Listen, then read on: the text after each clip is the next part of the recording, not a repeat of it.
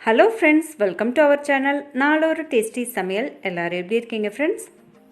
இன்னைக்கு நம்ம சேனல்ல ஒரு வித்தியாசமான டேஸ்டா இருக்கிற ஒரு ரெசிபியை தாங்க செய்ய போறோம். பாலக்கீரையை மெயின் இன்கிரிடியன்ட்டா வச்சு அதுல மஷ்ரூம் சேர்த்து பாலக் மஷ்ரூம் கிரேவி தாங்க செய்ய போறோம்.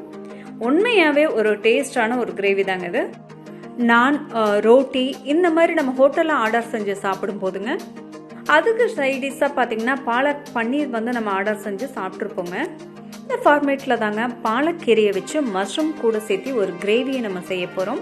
ரொம்பவுமே சுலபமாக டேஸ்டியாக ஹோட்டல் ஸ்டைலில் இந்த கிரேவி எப்படி செய்யுதுன்னு பார்க்கலாம். இந்த கிரேவி செய்யறதுக்காக நான் பாலக்கீரை வந்து எடுத்திருக்கேங்க. பாலக்கீரை ஒரு அரைக்கட்டு அளவுக்கு நல்லா எடுத்து தண்ணியில் ஒரு 2-3 தடவை கழுவி சுத்தமாக ஒரு பாத்திரத்தில் போட்டு வச்சுருக்கேன். வேகிறதுக்கு அளவான தண்ணி மட்டும் ஊற்றிக்கலாங்க. ரொம்ப நிறைய தண்ணி ஊற்ற வேண்டாம், ஏன்னா அந்த தண்ணியை நம்ம கிரேவியில் யூஸ் பண்ணிக்க போகிறோம். பார்த்தீங்கன்னா வேகிறதுக்கு அளவாக தாங்க நான் தண்ணி ஊற்றிருக்கேன். வேக வைக்கிறதுனால நான் கீரையை வந்து பொடி பொடியாக கட் பண்ணலைங்க, அப்படியே ஆஞ்சு சேர்த்திருக்கேன்.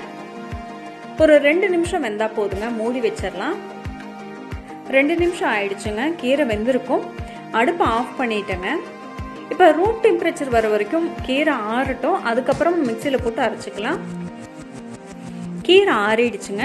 இப்போ கீரையை மட்டும் எடுத்து ஒரு மிக்சி ஜாரில் சேர்த்திக்கிறேன்.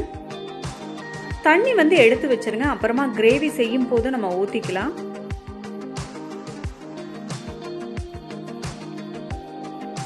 இந்த கீரையோட பார்த்தீங்கன்னா இஞ்சி ஒரு துண்டு அளவுக்கு எடுத்திருக்கேங்க, அதனால தேங்காய் துருவியில் துருவி இருக்கேன், அதை சேர்த்திக்கலாம். 4 பல் அளவுக்கு பூண்டு துருவியது அதையும் சேர்த்திக்கலாம். காரத்துக்காக 3 பச்சை மிளகாய் சின்னதாக கட் பண்ணி வச்சுருக்கேங்க, அதையும் இது கூட சேர்த்திக்கலாம். நல்ல பேஸ்ட்டாக அரைச்சி எடுத்துக்கலாங்க. தண்ணி பார்த்தீங்கன்னா கீரை வேக வச்சதை சேர்த்திக்கலாம். பார்த்தீங்கன்னா நல்லா பேஸ்ட்டாக அரைச்சி எடுத்துட்டேங்க. ஓகேங்க, தாளிக்க ஆரம்பிச்சிடலாம்.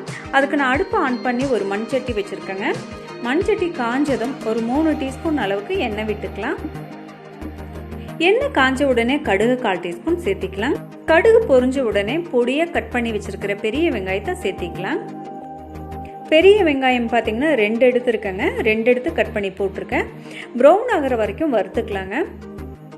வெங்காயம் பார்த்தீங்கன்னா லைட் ப்ரௌன் கலர் ஆயிடுச்சுங்க. இப்போ ஆப்பிள் தக்காளி 1 எடுத்துருக்கேன், அதை பொடியை கட் பண்ணி வச்சுருந்தேன், அதை வந்து இதில் சேர்த்திக்கலாம்.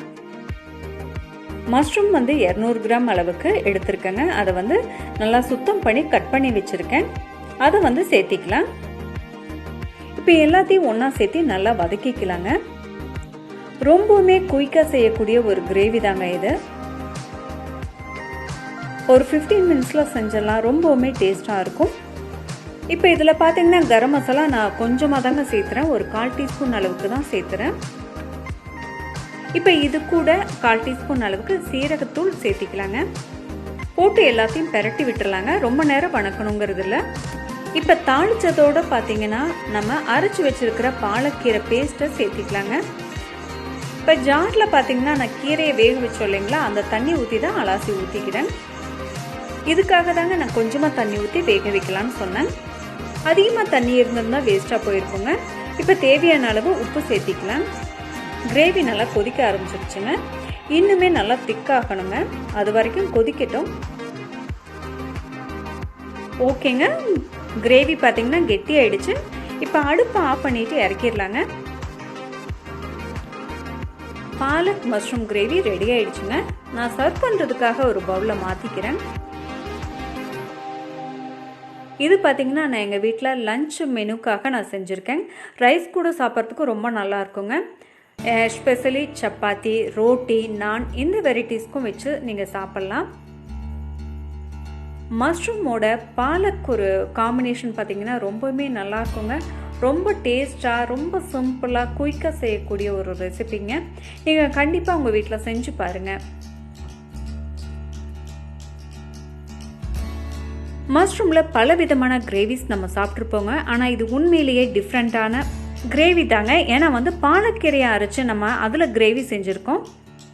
இந்த டிஃப்ரெண்ட்டான கிரேவியை நீங்கள் உங்கள் வீட்டில் செஞ்சு பாருங்கள், எப்படி இருக்குன்னு கமெண்ட்ஸில் சொல்லுங்கள். உங்களை நான் மற்றொரு டேஸ்டியான சமையலோடு சந்திக்கிறேன். அது வரைக்கும் பாய் ஃப்ரெண்ட்ஸ்.